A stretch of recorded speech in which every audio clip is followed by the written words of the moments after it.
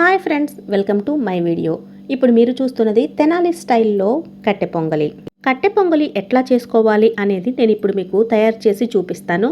ఇది చిన్నపిల్లలకి చక్కగా ఉదయాన్నే క్యారేజీ పెట్టుకోవడానికి ఈజీగా ఉంటుంది. ప్రిపరేషన్ కూడా చాలా సింపుల్ మెథడ్లో నేను మీకు చూపిస్తాను.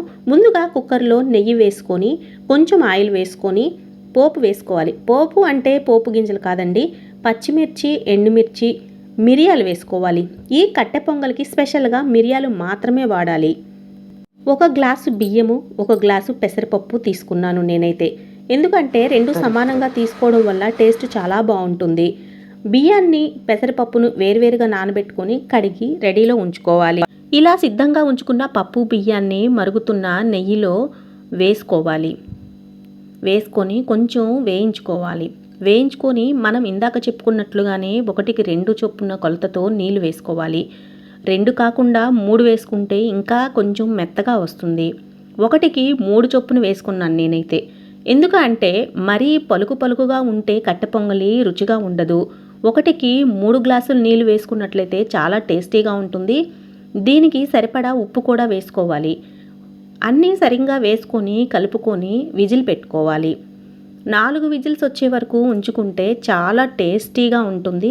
టేస్టీగా రుచిగా ఉండే కట్టె పొంగలి రెడీ అవుతుంది.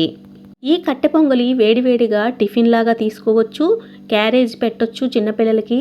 మనం ఎప్పుడు ఇడ్లీ, అట్టు ఇలాంటి టిఫిన్లే కాకుండా వెరైటీగా కట్టె పొంగలి కూడా ఒకరోజు ట్రై చేసి చూపించండి. మూత తీసి చూపిస్తున్నాను, చూడండి ఎలా ఉందో కట్టె పొంగలి.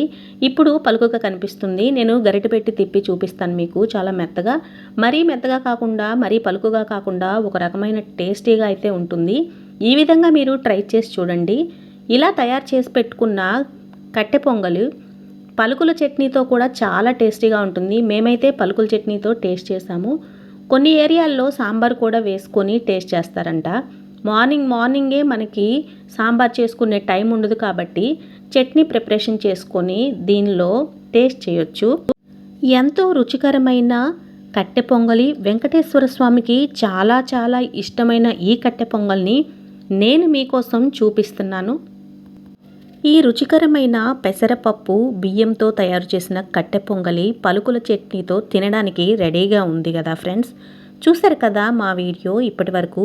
ప్లీజ్ మా వీడియో చూసి లైక్ చేయండి, సబ్స్క్రైబ్ చేయండి, మమ్మల్ని ఎంకరేజ్ చేయండి.